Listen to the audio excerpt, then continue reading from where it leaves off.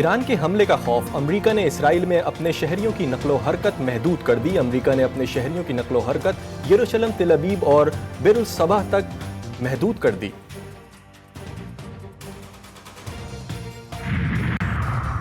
Hamas رہنما اسماعیل ہنیہ کے 3 بیٹوں اور دیگر شہداء کی مختلف شہروں میں غائبانہ نماز جنازہ۔ جماعت اسلامی سندھ کے سربراہ محمد حسین کہتے ہیں، ہم فلسطینی میں جہاد کے لیے تیار ہیں۔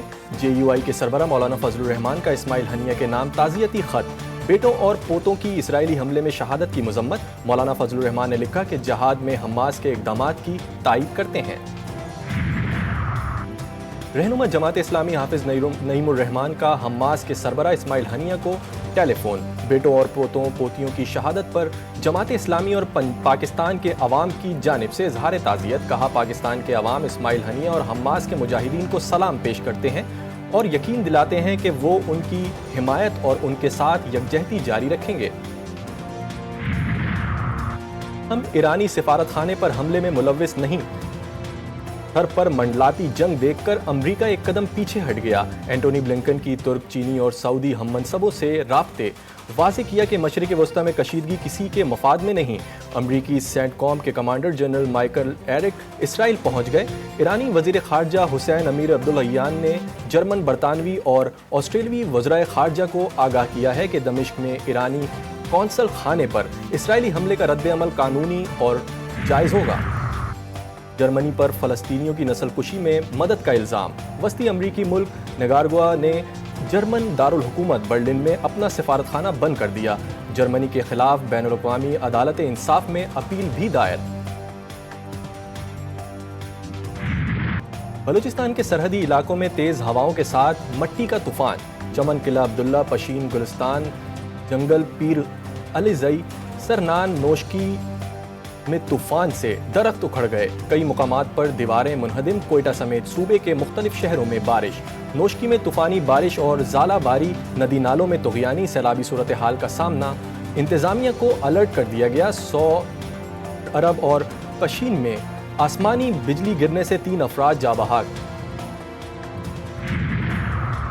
کراچی، سکر اور لاڑکانہ سمیت سندھ میں آج سے بادل برسنے کی پیش گوئی۔ مری، گلیات، راولپنڈی، اٹک، چکوال، ڈی جی خان، بکھر، لیا اور ملتان میں آندھی اور لاہور سمیت بعض مقامات پر آج بارش کا امکان۔ پشین میں اپوزیشن جماعتوں کا جلسہ آج ہوگا۔ جلسے سے پہلے کوئٹہ میں سردار اختر مینگل کی زیر صدارت حکومت مخالف اتحاد کا اجلاس۔ اپوزیشن لیڈر عمر ایوب کہتے ہیں، ہمارا اتحاد بننے جا رہا ہے۔ محمود خان اچکزئی کو اتحاد کا صدر نامزد کرتے ہیں۔ فارم 47 کی حکومت کو مسترد کرتے ہیں۔ اجلاس میں ملک گیر احتجاجی جلسے کرنے کا فیصلہ کیا گیا ہے۔ ہم ملک میں 2 قانون ختم کرنا چاہتے ہیں۔ بار کونسلز اور یونیورسٹیز کے ساتھ بھی میٹنگز ہوں گی۔ عید کے بعد کراچی میں سیاسی پارا ہائی ہونے کا امکان۔ جے یو آئی اور پی ٹی آئی نے جلسوں اور ریلی کے لیے تیاری کر لی۔ پی ٹی آئی 28 اپریل کو کراچی میں جلسہ کرے گی۔ بہادر آباد چار مینار سے مزار قائد تک ریلی نکالی جائے گی۔ ریلی میں بانی پی ٹی آئی کی رہائی کا مطالبہ بھی کیا جائے گا۔ جمعیت علماء اسلام 2 مئی کو کراچی میں پنڈال سجائے گی۔ وزیر اعظم شہباز شریف سے وزیر خزانہ کی ملاقات۔ محمد اورنگزیب نے دورہ امریکہ، I M F, world bank اور دیگر اداروں کے ساتھ طے شدہ ملاقاتوں سے آگاہ کیا۔ ملک کی معاشی صورتحال پر بھی بات چیت۔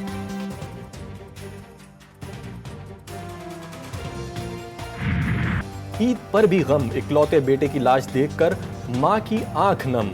کراچی میں ڈکیتوں نے ایک اور ماں سے اعلیٰ تعلیم یافتہ بیٹا چھین لیا۔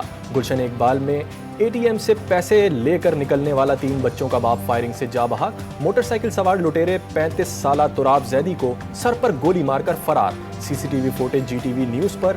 مقتول کی انچولی میں نماز جنازہ ادا۔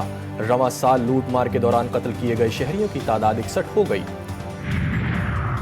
کراچی کے علاقے ڈیفنس فیز 8 میں فائرنگ سے زخمی ایک شخص دم توڑ گیا۔ دوسرا اسپتال میں زیر علاج۔ پولیس حکام کہتے ہیں، جائے وقوع سے پلاسٹک کی پستول کے ٹکڑے اور 9mm پستول کے 2 خول ملے ہیں۔ شبہ ہے کہ موٹر سائیکل سوار افراد نے کار کو روکنے کی کوشش کی تھی۔